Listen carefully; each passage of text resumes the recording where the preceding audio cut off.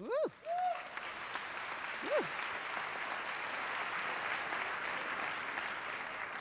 That was a powerful, powerful video.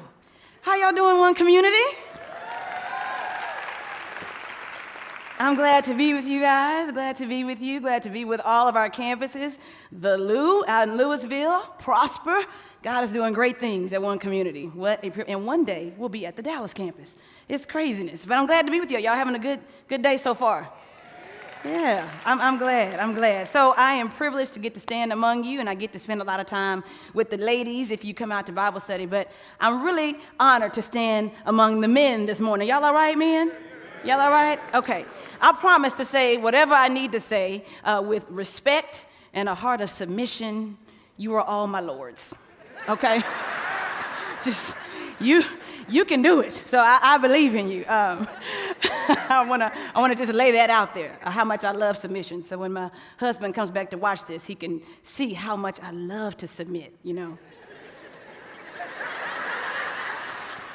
Say that directly into the camera. Okay, how many thrill seekers do I have in the audience?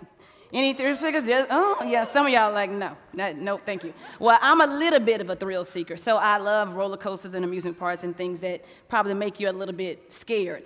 And they're fun when you feel like, oh, okay, this is gonna give me just a little thrill, and I'll come back down to the ground, to the safe place.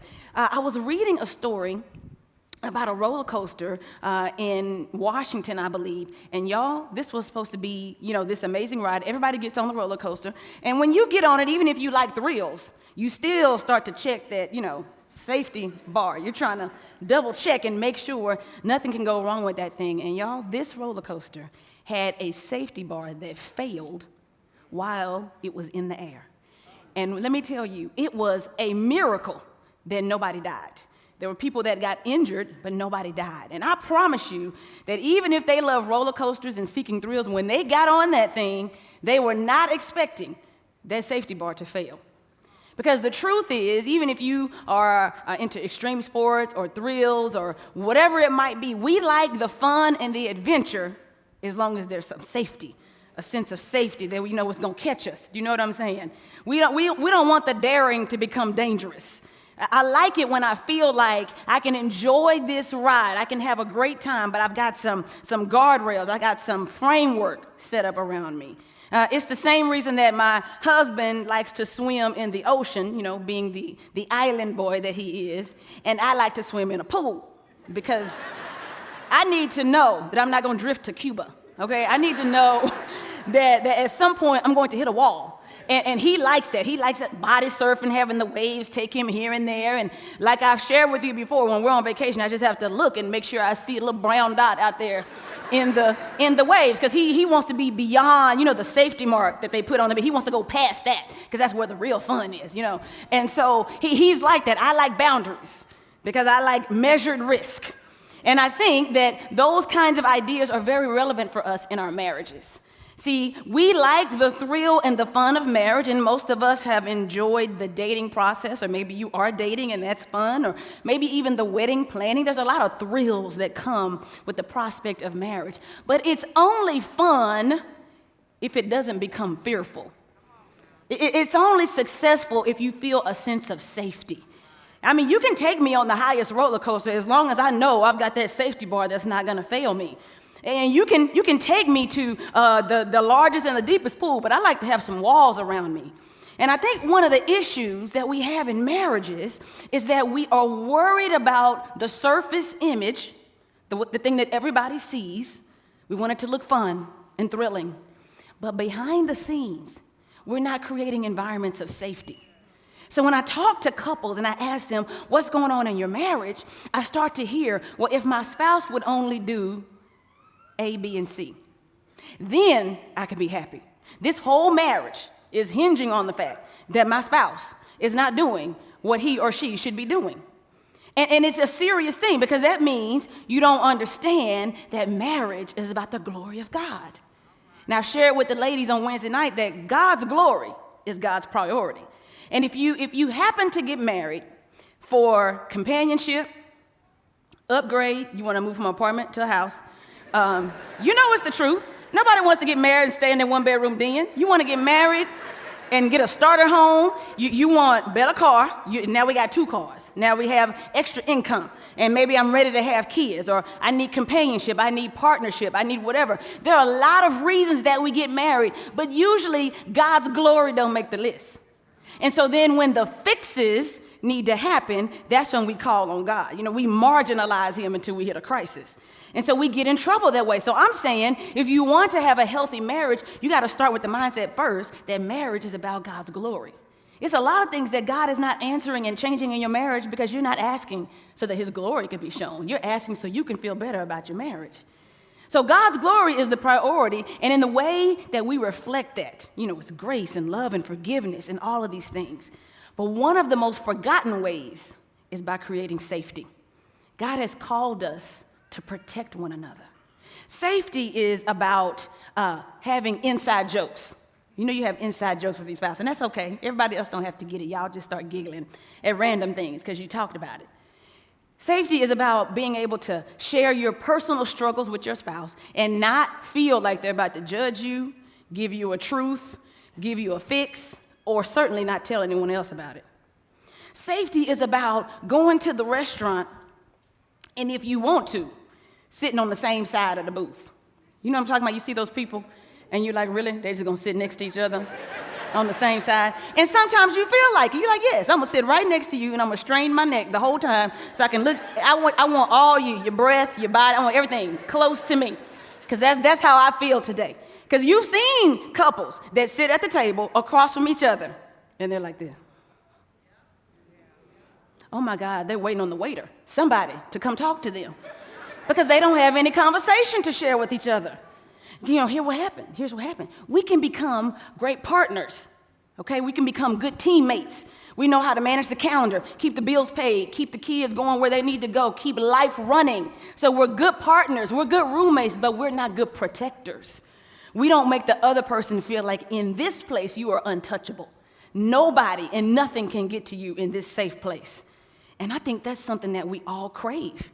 Men and women crave it. We want to feel like I got one place that when the world is coming at me, when I'm not sure, this is home. This is the place where I feel like I can be me, flaws and all. Last night, my husband and I went to dinner because it was our anniversary weekend. And so we went to dinner, and we were all celebrating everything, and we were at the restaurant, and, we dressed up and feeling cute and having our adult time because, we have godly parents who take grandparenting very seriously. And so they had our children. And we were having some great adult time. And when we got home and we went back to regular mode, just pajamas on, looking crazy, we were cleaning up the kitchen, he was like, oh, we forgot to take a picture. I said, we need to take a picture of this, but nobody wants to see this. I said, this is really the epitome of 17 years. It's fun to go out and put on the show, but the real safety and the security and the strength of a healthy marriage, you can't capture in a photo. You can't post it. It might not get any likes or comments, but it's the comfortable place that says, I can come, strip everything away. I don't care what everybody else thinks, but with you and me, I can be exactly who I am. And we can sit on this couch and eat these popsicles in our socks, and nobody cares about it. That's really what it is. It's the safety of marriage. And so I want to talk to us today about how we can create safe marriages. You can't have a marriage that is about finger pointing and blame. Y'all, I'm telling you, if you come in and you're listening to all these great messages Pastor is giving, and you're sitting there thinking like, Jesus, would you just please lay this on my spouse's heart? Let these words resonate so there can be a change in our lives. Then you probably have the wrong motives. You have to be saying, what do I need to do in my marriage? Because when we sit down with people for counseling, this is what I don't hear. You know what? My marriage is really struggling. Let me tell you how I contribute to that. That's not what they say. They say my marriage is really struggling, and let me tell you what my spouse needs to do to fix it. And I've tried to explain to him or her what her or his biblical role is, but they have not received instruction from me. And so because of that, our marriage is struggling, right? Because we usually have this thing going on right here when we're trying to resolve issues. And God is saying, I want you to have this protective place where we can work through things together. Now, husbands and wives are both called to create safe environments in very different ways. It doesn't happen naturally, y'all. You have to work on it. This is something that you actually have to invest in to create a safe marriage. If a marriage is not safe, you'll know this because conversations turn into fight or flight, like the smallest thing. You know, what are we having for dinner tonight? I don't know. What you cooking? That's kind of when you don't have a safe marriage. That's what happens. Hey, did you sign so-and-so up for those lessons? Don't I always sign them up for the lessons? Have you ever signed them up for the lessons? It's that kind of stuff. And then when you ask your husband, I want to go on vacation. You always want to go on vacation. I just bought you some. Wait a minute. I wanted us to get away, right? That when you have unsafe marriage, small things that should be able to be worked out quickly become an issue. You get defensive, you get offensive. And then when somebody says, you know what, this lasagna tastes a little salty. Oh, now it's salty? Now it's salty? Okay. Well, when your mother makes it, hers is really salty. And you're just like, wait a minute. How did the in-laws get involved? It's just, you know what I'm saying, though. When you feel defensive, you just start grabbing at straws. Sometimes my husband will say to me in a very financially responsible voice, he'll say, hey, how much were those shoes? I say, less than your jacket. That's what I do. Because when you're defensive and you know you're wrong, you got to point out what they did, And he said, well, how much? Less than what you just bought, So that's what happens when you don't have a safe marriage. You really need to not be sneaking the shoes into the closet. You really should be able to say, listen, I bought shoes. You know what I'm saying? But when you don't have a safe marriage, you're trying to hide everything. Y'all agree that you're not going to eat sugar. And you're trying to eat that piece of cake or that ice cream before they come home real quick. And you're just like, I don't want them to know. And then when they come home, you're like, that's too much sugar. Why you got all that sugar? Because we start to keep little small secrets. And so here's the thing. Here's the good news. God has given us some guidelines. Husbands and wives, how we can keep each other safe. Now, I'm going to start with the husbands. Fellas, y'all all right? Y'all can do it. I have every confidence in you. You are our lords, our leaders, protectors, fearless ones. Come on, ladies. Give it up. Okay, husbands. You are called to create safety through sanctifying your wife. Ephesians 5:25 and 26 says this: husbands, love your wives as Christ loved the church and gave himself up for her, that he might sanctify her. Fellas, can y'all say sanctify? Ooh, that had a nice little rumble to it. Sanctify her, having cleansed her by the washing of water with the word. Now, to sanctify means to set apart, means to make it special, uncommon. That's what Jesus does for us in the story of the gospel. He sanctifies you. He calls you out of the crowd and declares that you are now uncommon. You are unique. You are special. And so when husbands are called to do that with their wives, they're saying, listen, I'm choosing you to be my wife. There's a lot of women in the world, but you are my wife. I'm making you special. I'm setting you apart. I am taking responsibility for investing spiritually into your life. I'm taking responsibility to study you so I can become an expert on you. Because see, when you get married, everybody's an expert on themselves. But you really are a pre-K student when it comes to your spouse. Sometimes, even after 20 years of marriage, you're still in elementary. You think you know them, but you don't know them. So sanctification is about a husband saying, this is my safe place. This is how women feel secure, men, I'm telling you. Now, a lot of times, men will equate security with financial responsibility. I work, I'm present. You may have grown up in a home where the father was absent. You're like, listen, I'm here, I'm working. You see these lights on? That's safety, that's security. You know what I'm saying? You see the things you're buying and the things I'm providing for this family. And those things are very important. But those things are usually your idea of security and not hers. It's not that she don't love the things, because y'all like, oh, she spends what I earn. So it's not that. And if she works too, I'm not saying that we don't spend the money. I'm saying if I have to choose between the long hours so you can get the promotion or the pay raise, or shorter hours and more of your presence, I would choose your presence. Most women would. Because you know what? Even when y'all are arguing, you're our favorite person. That sounds real cheesy, but really, we want to just spend time with you. And I know some of that is fearful because y'all are thinking, oh Lord, are we about to talk? It doesn't have to always be a long conversation. And so I have to encourage the women, just spend time, just presence. I just want you home. I just want you here. You know, you see those couples, they're at Target together, they grocery shopping as a whole family. And I'm just like, that is so sweet. Everybody is grocery shopping. Now, you might not need all that because you're like, I can't get everything done with the whole family. But there are going to be things that you just want your husband present for. And you're like, I'm okay if you don't get the promotion for the next few years, but you're present in this house. I just want to be around you. And it's not because we're trying to stifle you. We just need your presence. You know why? It makes us feel special. I don't want to get the least amount of your time. I don't want your tired time at the end of the day. I want your special time. And here's the thing. We know. Listen, ladies know what's special to you. So they watch how you treat what's special to you. They know if you're the man that never misses a time at the gym, or you're always on time for work, or you make arrangements around your schedule to see that game, or you spend time with your boys regularly, I know what you do when something's special to you. I've seen you make accommodations in your schedule and in your time. And so I want to feel like you're making accommodations for me too. That makes me feel safe.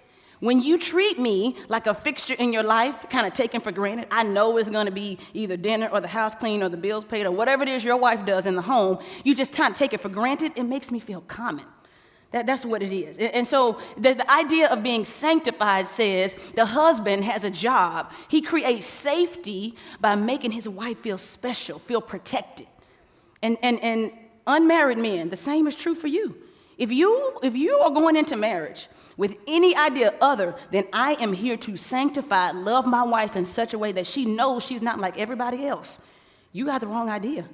It's a heavy responsibility. I'm not taking it lightly. It is a heavy responsibility, but God has called you to do it. God has called you to do it. And so, men, you get to sanctify. You get to create safety in that way. You can do it by showing her that you've got a plan for her. Now, this doesn't always mean that you are spouting scripture. That's not what I mean by washing her in the word. A lot of times, that's just your own time in the word, and it's influencing the things that you say to her. A lot of times, I can hear something Conway saying to me, and I know I trust where he is with the Lord, and so I just have to say, okay, I'm going to have to receive that.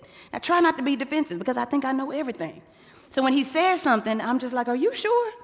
Because what I came up with was different, and I generally go with my opinion. So I generally think I'm right. And I know some of y'all out there generally think you're right. You're like, I really am usually right. So I really go with my opinion. I have to work really hard to say, you know what? This is the one God has given authority in our home, and he's called to sanctify me. And I trust his relationship with God enough to know that the things he says to me is coming from a place of purity. Y'all, even when we were dating, my husband had so much swag. I don't know why. He didn't, first of all, he was in school, an international student, so he had like $2. He didn't have no money, but he was the most hustling. He had so much, I call it God's swag. You know, he was just like, girl, I'm it. What you talking about? And I was like, what? How are you going to support me? And even though he didn't have all the jobs and everything laid out, he was like, listen, this is what God has called me to do. And I see you, and I see the gifts and purpose God's given you, and together, he's going to do great things with us. I might not be able to explain to you right now how every month is going to play out, but I have a plan for this marriage, and God is going to support that plan. That's what I did. I was like, oh, okay, all right. Let me tell you something, men. She will take your plan over your paycheck any day. Any day. Because if you don't have a plan, you just like, I go to work and I get paid, and so then I take care of things. When the job goes away, she's looking like, what are we doing next? See, there is anxiety when there's not been a plan put in place, when she doesn't believe that you're talking to God on a regular basis to know the direction of this family, whether he gives you a job, whether he takes the job, whether he relocates you, it don't matter, because the plan is somehow going to be fulfilled according to the word of God that he's given to you. That's what she needs to know. She don't even need to see all the evidence. Y'all, we will fall. We were like, yes, that's great. I don't even know how it's going to work, but yes, I believe you. I said yes to him, and he still had $2. And I had a great job. And he was still like, no, we have a plan. I don't need your job for this plan. I know what we're doing. And that's how I felt. So being sanctified, being set apart, it's this idea of covering, right? It's this idea of being an advocate, talking to God enough to know what I need as his wife. But it's also about the small things. It's about really knowing your partner. Y'all, I am one of those strange people. I don't really like chocolate. And I know, I hear the collective, what? I don't like chocolate. And so for the first few years of our marriage, when Valentine's Day would come, chocolate. And I cut him some slack at first because we had a very short courtship. We met and we were married 10 months later. Like, boom, boom, let's get done. And so I said, well, these first few years of marriage, we didn't date for 10 years. So I was like, he's still learning. Then on year 5, when he came home with them chocolates, I said, listen, this marriage is in jeopardy. If you don't know by now that I do not like chocolate, then you are not paying attention. It became a running joke. And so finally, every time we went out to dinner, I would say, what you think I want for dessert? Because he wants the chocolate cake. I don't want the chocolate. If you order that chocolate cake, it's going to be a scene in this restaurant. And we laughed about it. But in my mind, I was thinking, how many times do I have to say, I don't like this for you to get it? And I'll never forget, somewhere around year 6 or 7, maybe 7, because that's the number of completion. Somewhere around year 6 or 7, he came home for Valentine's Day, y'all, and he had brought me like this whole fruit arrangement. And then, instead of a fancy, expensive dinner, which he likes, he brought me some cards, which I like. And then I made him write a note in the cards. Because I said, these are nice, but you just signed your name. He was like, really? Yes. Go take some time. Go think about what you want to say. I see what Hallmark said. What is it that you say, sir? I want to hear your note, right? Now, for him, it was a trade-off. He was like, well, I'm saving money, but he spent a lot more energy because the things that I wanted him to do were not natural to him. That wasn't what was important to him. It made me feel special because you know what? I said, you can take anybody to dinner, but you'll only have a note and a card for me. And so that is the thing that makes me feel safe. When my husband does those things, when he makes sacrifices for things that I know are important to him, when we find time to squeeze in an anniversary dinner like we did last night, even after church, and we have those 8:30 and 9 p.m. reservations, like, I don't care, we're going to get it in today. That's when I feel special. That's what it means to sanctify and to pull her apart. When she has those assurances from you, I'm telling you, when the big stuff comes, she's got this undergirding that feels like we can handle this because this person is on my side. That's why you can handle crisis, because all those small things have been deposited in her. So, men, we build safety. You can build safety in your marriage by taking seriously the sanctification of your wife. How do we do that? In three quick ways. Study, pray, engage. Study the word, because you can't wash her in the word if you don't know the word. Listen, you don't have to be a theologian. You don't have to be a PhD. We'll take anything. If you just like, you know what, babe? In the beginning, God created. We'll be like, yes. Oh, he's so deep, girl. And we'll be like, girl, my husband is over here quoting the Bible. It don't even matter. Listen, we don't need a lot. And even your strong-willed women, if they are honest with you, we are desperate for your spiritual leadership. Desperate. You don't have to be the smartest one in the room. If you just say, babe, I'm praying for you. I'm thinking about that thing. You studying your word, but you're also studying her. What's her temperament? Because the thing that your friend's wife likes, she might not like. You got to know, this is not, you don't walk into a store and say, I'm looking for something for my wife, what do you think she might like? This is you knowing your wife, talking to God on a regular basis so he can tell you what she needs. Study. Then you got to pray. And you might be in a place in your marriage where you feel like, you know what, we're not in that place where we're praying. Every marriage is not in that hand-holding daily devotional season. Y'all know what I'm talking about. They post a picture on Facebook because we having devotions every day. They have not told you that is the only day this year they've had devotions. But it don't matter. Oh, we're reading this amazing couples book. Really? How many times? How many times have y'all read it? It don't matter. But it makes us feel like, you know what, we need to pray 5 times a day too. No, you don't. If you can't pray with your wife, pray to God about your wife. That's more powerful anyway. Because God will reveal some things that even she didn't know to say. Y'all, God is good like that. He wants you to be the sanctifier. Remember the Bible. He is saying, I want you to sanctify your wife. He is going to give you the wisdom you need to make her feel special. He's going to do it. Study, pray, and lastly, engage. Talk to your wife. Now, this can be scary. I know. To sit down and ask her, how are you doing? Or how was your day? Because you're probably not going to get a 2-word answer. I know. If you ask her, how was her day? It's probably going to start with, you know what? First of all, I slept bad last night. I woke up and my neck, something was going on. You know what? We need new pillows. And I've been telling you for years we need new pillows. Anyway, I saw a commercial too about how you need to turn your mattress every 8 years. So probably because that mattress, you know what? That's the same mattress we had at the last house. Anyway, so we need to get a new mattress. But then I got up and listened. You know that the light went out in the bathroom, so I couldn't see half my face. I had to do my makeup in the car, and I finally got, listen, you just at 8 a.m. And she's like, you asked how my day was. And it is a scary thing sometimes, men, to venture into this territory, but you can do it. You can do it. And we will try our best to speak in bullets, but sometimes we just can't. We need the whole narrative. We need the backdrop. But that makes me feel special. And you know what? My husband doesn't ask me that every day. He probably can't take it every day. But there are times when he knows that I have a particularly full day ahead of me or something unique or challenging, and he will shoot me a text or give me a call and say, hey, how did today go? And then I can be like, whew, I'm glad you asked.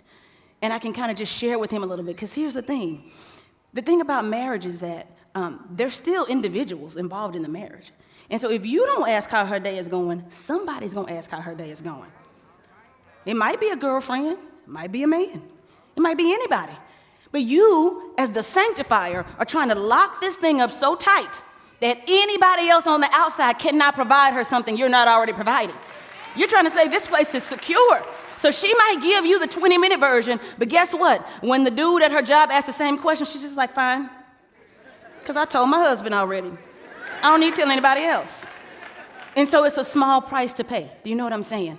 And men, I know sometimes y'all say women can be complicated, and we can be, but men are complicated too now. And I know women can be a little challenging, but here's what I know.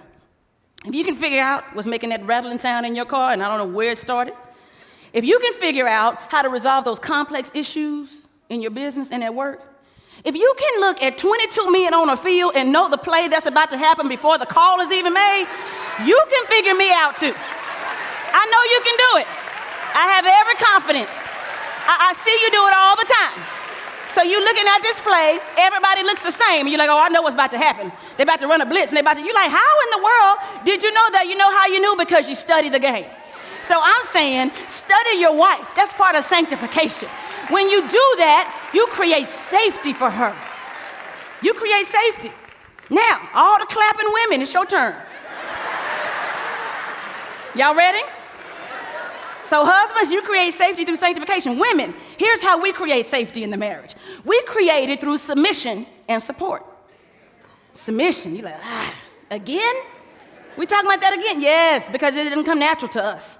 We have to work on it. Pastor touched on 1 Peter 3, where it says, wives, you need to be submissive to your own husbands, so that any of them are disobedient to the word, they may be won over by your chaste and respectful behavior. See, this is not just about submission, but that word chaste, when they're talking about your behavior, the Bible is saying that's about motive and intent. That's not just your actions. It's a heart that's trustworthy. Your husband responds to your submission when he believes that you have good motives. We can spiritually manipulate. That's what we do. And so with the men, the men will take the submission item, and I hear them say, well, she just needs to submit. Well, submission is her command, not your demand. You can't demand that, all right? But women, we need to take that seriously, and we can't flip the script and say, you know what, if he would just lead and sanctify me, then I'd be all right. Well, that's his command. It's not your demand. So this is not about making the other person do what God has asked them to do. This is about you figuring out how you can be protective in your own marriage. So women, we have to submit. We have to earn our husband's heart so that he knows that our intention is about God's glory. You have to be more concerned that he changes for God than you are that he changes for you. Because When I talk to women, they have all these things their husbands need to do, but it has nothing to do with their husband's relationship with God. It's about how he can make my life better. You got to be concerned about where he is with God. Submission is just the first step. Then, Proverbs 31, don't roll your eyes. I know she's unattainable. Proverbs 31, we're going to talk about her a little bit. Submission is step one, but support is the next step. That's how we show, we foster safety in our marriages. Proverbs 31, 10 through 12 says this: an excellent wife who can find? She is far more precious than jewels. The heart of her husband trusts in her, and he will have no lack of gain. She does him good and not harm all the days of her life. See, trust is a serious issue, and God calls wives to create trust and safety in the marriage. Now, your husband might not ever sit down and say, listen, I don't feel safe. Because guys don't do that, right? They kind of like, you know what? It's cool. I mean, I know. Yeah, whatever. I'm just going to deal with it. That's what happens, and you just become roommates. But we have to earn the hearts of our husband. We need to earn their trust because the Bible says he will have no lack of gain, meaning he can do anything if he knows that he has your trust. He can go out and conquer the world, do whatever. All that needs to come to him will come to him when he's got a trustworthy wife. Because when the world is doubting and belittling and tearing him down, he comes home, whether it's an apartment or a house. The wife is home, not the place. When he comes to you, it's home. And he knows that whatever he had to deal with outside the home, he does not have to deal with inside the home. That's what it means to have his trust. Now, ladies, y'all got to clap for yourselves too now. We building trust. Right? So it means understanding the uniqueness of who he is. And you can tear down safety with your husband when you start to compare, what he does to what you do. So what happens is, husband comes home, he's been at work or whatever, and maybe you've been at work too. You may work outside the home, and he's just like, I need a minute to compress. And you're like, we don't have time to compress. I need you to get these kids. I'm doing dinner. You need to call so-and-so. I need you to look at these bills. I need you to do whatever. And he's like, I just need a minute to compress. And you're thinking, I didn't compress. I came right in, and I'm still in my work clothes, or I'm still in my whatever. And you start to compare, right? Now, you can't do that because God has created us differently. So women, he has crafted us to be able to have pneumonia in one lung and the flu and a broken leg and 1 hour of sleep, and we can still come home and get the dinner and laundry and homework and everything done. Now, it's a great thing to have, but you can't use that against the way he's made your husband. My husband is a very special man when he gets sick. Now, I am an oldest child. I am a suck it up, buttercup, right? Get over it, you'll be all right. My husband is a youngest of 3, 2 older sisters. Lots of nurturing was happening. And so I had to learn how to deal with him when he gets sick. Because in my mind, when he would wake up and say, man, I'm tired. I think I'm just going to stay in today. And I was like, you tired? I've been tired for 10 years. Did you get more than 50 minutes of sleep? I don't understand the problem. All right? Or he would be like, I'm sick, I don't feel. And so I was like, you have a fever? You go to the doctor? You bleeding? Is your abdomen falling out? What is happening? Well, I'm just not feeling good, so I'm going to stay in, and maybe, y'all just, you and the kids, I don't want y'all to get sick. I was like, they'll be all right. They got shots. They'll be all right. But what would happen is I would belittle, right, when he was not feeling well, and I did not really consider how that affected him because it affected him differently than it affected me. I'm kind of like, you just keep it going. It's okay. Just get it done. But he needs that time to recover, rest, decompress. If he doesn't have a good night's sleep, if he's not feeling 100%, he functions differently than me. Now, he's called to do different things than me, so I can't compare. But what happened was I began to lose his trust in that area. And so you know what? The first time I had to find out from one of his friends or a coworker, your husband's sick. He's not feeling good. Hey, I get a text. Hey, how's Pastor Conway? And I'm like, what you mean, how's Pastor Conway? Well, he was a little sick today. He was? Yeah, you know what? He quit telling me because every time he told me, I made light of it. See, I didn't earn his trust in that. And so I had to really pray. And it sounds so minor. I was like, God, when my husband's not feeling well, you got to remind me so I can shoot him a text and be like, hey, how you doing? What do you need? Do you need some tea? Do you need some this? It is not about whether or not I need that or if he does it for me. When I do those things, he knows that he can trust me. Because let me tell you something. Marriages don't end because of the big stuff. You know, we know how to get through a crisis. We know how to get through unfaithfulness, adultery, financial crisis. We know how to, if we want to, we can get through that. Marriages dissolve because of the thousands of small moments that you make your spouse feel unsafe. So it's the small things. I had to ask God, remind me when he's sick so I can remember to check in on that.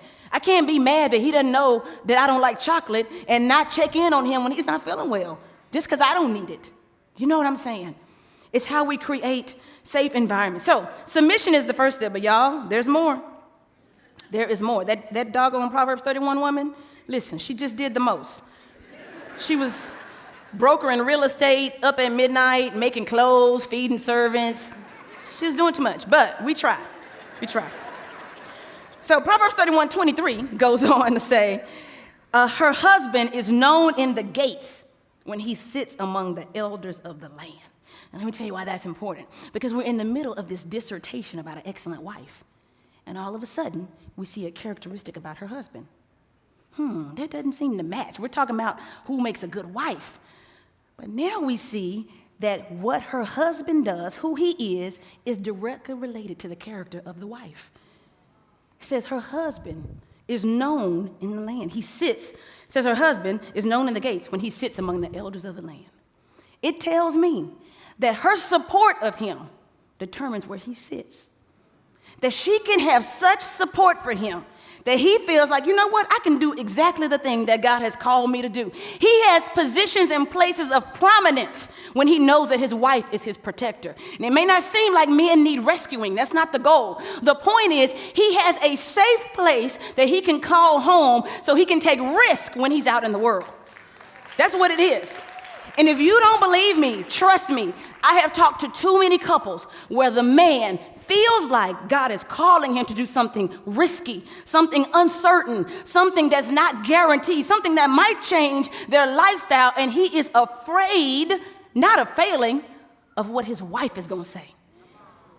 And so he stays in this mediocre place. Well, I'll just get the paychecks because I don't want to hear what she's going to say. When I give her this idea that I really can't explain all the details to yet, and she's going to start asking me a million questions, I don't know. I just know this is what God has put on my heart. And so you got to be able to receive that. You have to earn his trust. When he comes home, he's like, yes, I want to open up a pizza place. And you have to be like, oh, okay.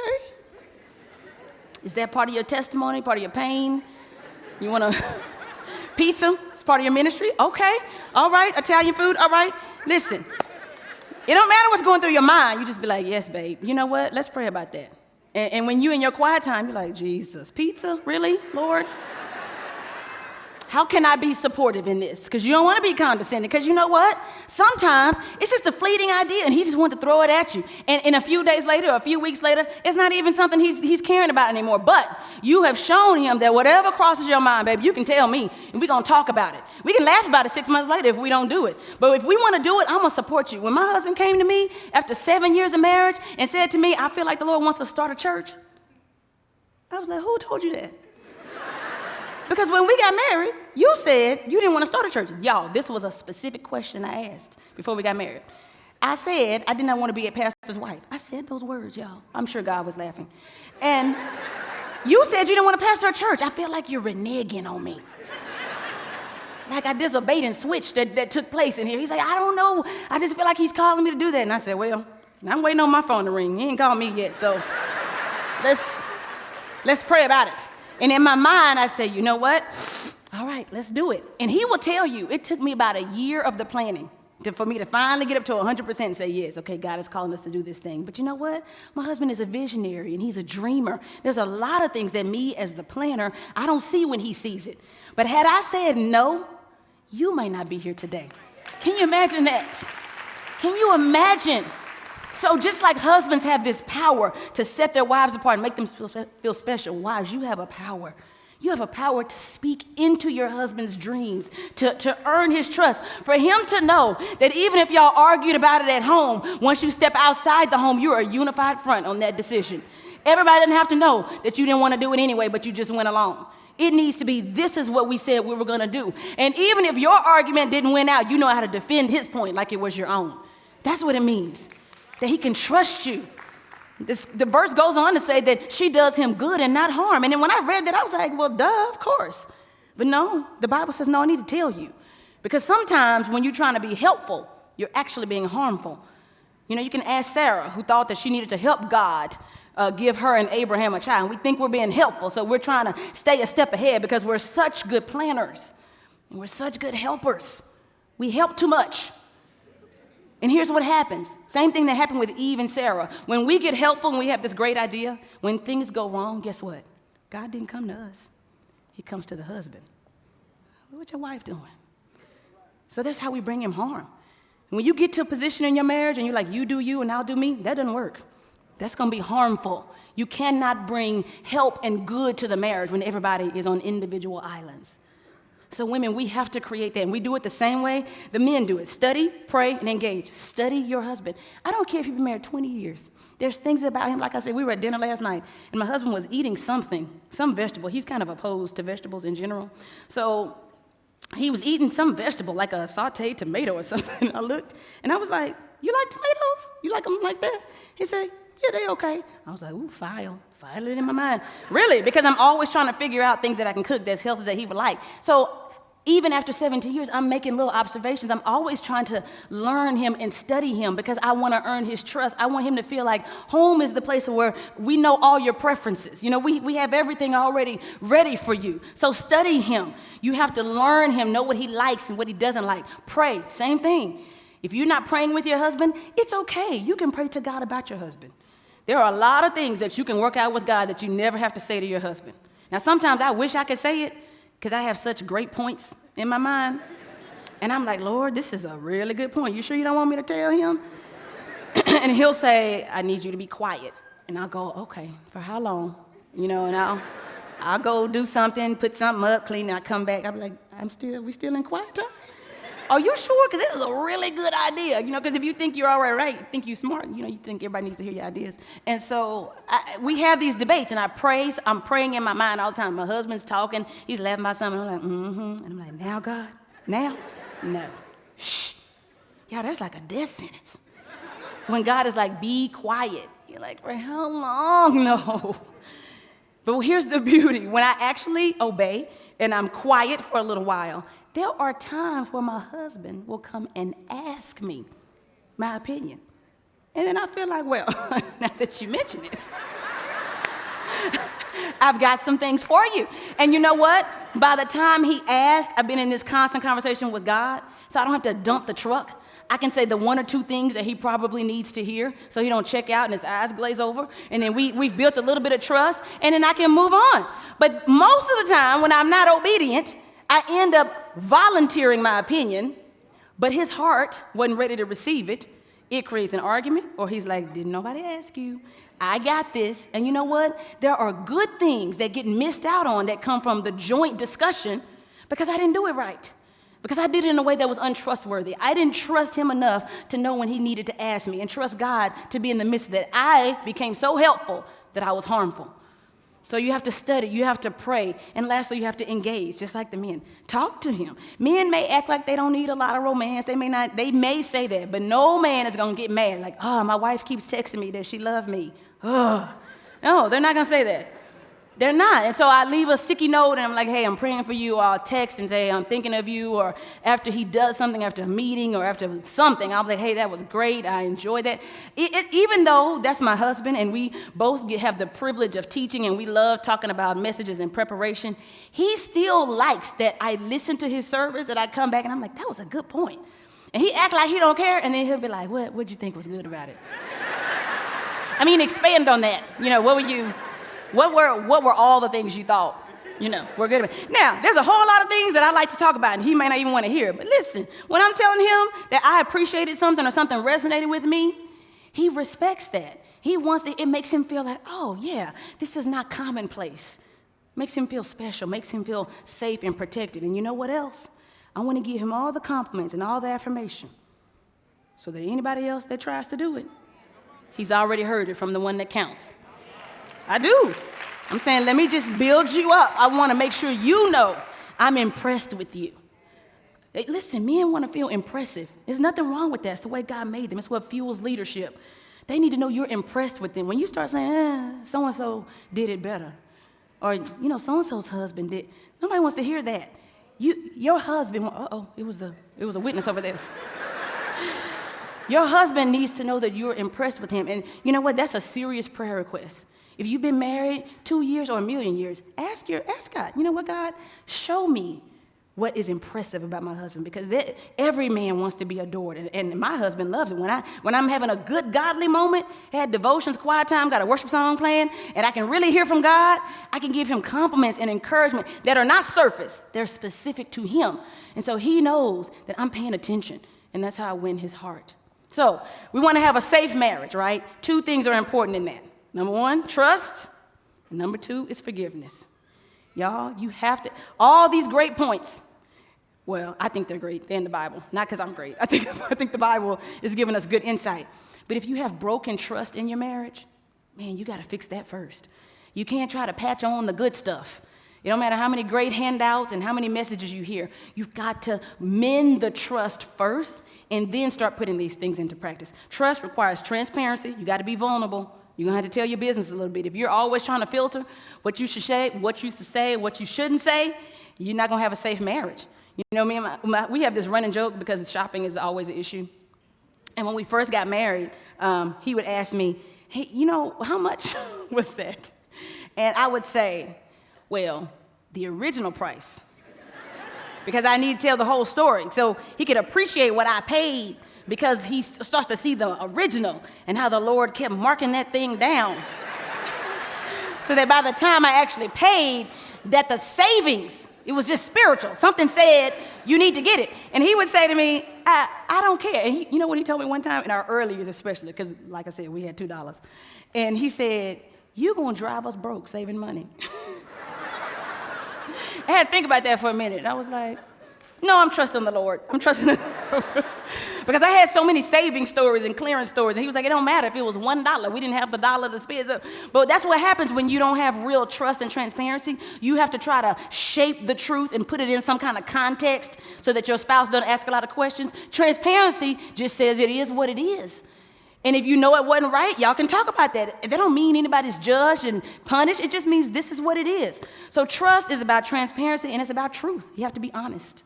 You have to be honest. And the second thing, forgiveness, y'all, that forgiveness thing is huge. Because, you start to catalog all the offenses and all the things that have been done wrong to you. They build up into these moments where no moment is really the face value of that moment. It's what's being said plus all the hurts I've had over the last however many months or however many years. Forgiveness says, when I think about how I have offended Jesus Christ, there is no offense that my spouse can commit against me that is greater than how I have offended Jesus. And so there has got to be a way that through the grace of God, I can be forgiving. It has got to be displeasing to God that I hold grudges. So the forgiver has to be somebody that is bathed in grace. You have to do it, because otherwise you're going to spend your whole marriage offended. And your feelings are going to be hurt just because y'all have different personalities, or just because your spouse has issues that rub you the wrong way. Forgiveness. It's all about grace and not holding grudges. And if you are the forgiven, the one that needs to be forgiven, then you got to be quick to confess. Being able to admit that you've done something wrong, that builds safety. It's a safe thing to know that my spouse can bring something to me, or I can bring something to my spouse, and it's not defensive, that we can actually consider it. And maybe it's a place of conviction for the Holy Spirit. When you have that kind of safety, y'all, there's nothing like it. It's nothing like it. I'm going to close with this thought. I'm going to say, one other quick thing. A special note that I wanted to mention. I talked to someone recently who was a part of a blended family. And I know that's a unique challenge for us as we're dealing with a lot of these marriage principles, dealing with blended families. Because you've got ex-spouses and you've got children that have been in your life, maybe before your current spouse. Let me tell you something. Just because that child came before your current spouse doesn't mean they come before your current spouse. Your current spouse is your priority. You're not charged to make your ex feel safe. You're not charged to make your child feel more important than your current spouse. So even in a blended family, the challenge is with that. There is no blended marriage. The marriage is still between the husband and the wife. God has called you to create safety. And if you have a blended family, you've got more to protect your marriage against. You've got things that have access into your marriage that you've got to be guarded and vigilant about. I get to travel every now and then and get to go share with other churches, and I'm in a travel season right now. And I kind of think I'm a travel expert. I know some of y'all are travel experts. So I think I'm a security check TSA expert. And if you know the art of travel, you know when you get behind somebody that doesn't understand the art of travel. And so you're like, no, you can't have on lace-up shoes and all this complicated stuff. You got to have a slip-on shoe. Your laptop bag needs to be on the top. Your liquids need to be over here to the side. You got to know which jewelry you can wear because you might go through the puffer, but you might be in a small airport. We have to scan you and frisk you. Listen, it's a whole art. You got to know how early to leave, depending on which airport you're using. It's a whole system if you travel. And I go through travel and I think about all the inconveniences that TSA has put in place. And sometimes they are rules and processes and boundaries. And sometimes it's vulnerable because they kind of feel you up a little bit. And they get close up in your personal space. And they're trying to figure out what that is. And you're like, it's just my bracelet, but they're trying to get really close. And they're trying to create a safe environment. That's really their whole goal, right? They're going through a lot of processes and procedures, and they have a lot of rules in place, and sometimes they're inconvenient because they're trying to create safe environments. The TSA knows that it doesn't matter how amazing your destination is, wherever you're headed, it doesn't matter if you don't get there safely. And I'm saying we need to be a part of the MSA, okay? The Marriage Security Administration. So this is the administration that says, I got a husband and a wife who might sometimes be inconvenienced. They might have processes and boundaries in place, but they are doing whatever it takes to make sure that they get to the destination God has for them safely, that they're not going to arrive at this place that God has laid out for them, and they both fought each other to death. It's going to be a place that is secure, a place where a wife shares her secrets and knows they'll never leave the privacy of that conversation, where a husband can share his dreams and knows that even if his wife doesn't know how, she's going to support him. Y'all, the enemy wants you to be great partners, but not protectors. If you are protective of each other, your marriage can change the world. It changes dating. It changes how we raise kids. It changes everything. And so my prayer for us is that we would understand that there is a thrill to be had in marriage, but it has to be done in a safe way. And we can do it to the glory of God. In Jesus' name, amen.